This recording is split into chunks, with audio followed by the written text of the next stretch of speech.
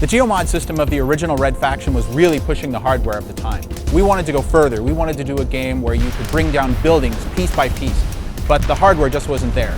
So when we started hearing about the capabilities of the PlayStation 3 and the Xbox 360, then we decided to reopen up the franchise with a whole new destruction system. As you're playing through other games that tout destruction, you'll find that what you're seeing in all cases is a special effect. When you get into Red Faction Guerilla, what you'll find is a true physics-based and stress-based destruction system.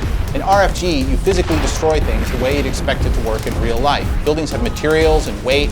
They creak and groan when they're under stress. They come down based on where the damage occurred. It is just based on a series of physical rules. Because we built the system in such a generic manner, you can do any number of different types of damage. They're going to get applied the same way. Everything that you do to cause destruction in the world is done because of where you place that charge, where that explosive round hit the structure. If you can pick out the structural elements on a building, place your charges appropriately, you're going to take that thing down much more easily than just with randomly placed charges.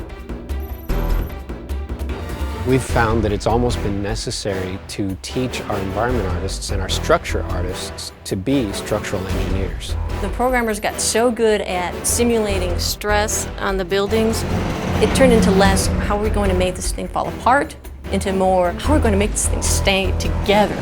Say, for example, I have a two-story building that's just full of glass on the first story and then a cement wall above that, and then on top of that a roof and maybe a smokestack. If I don't create the appropriate infrastructure of I-beams and metal braces and firm foundation, I put this in game, it's going to fall apart on itself. Our stress system kicks in, the weight of the materials are calculated, the thickness of the materials all comes to play, and it just can't support itself. We become less and less just a 3D structure artist and more like architects.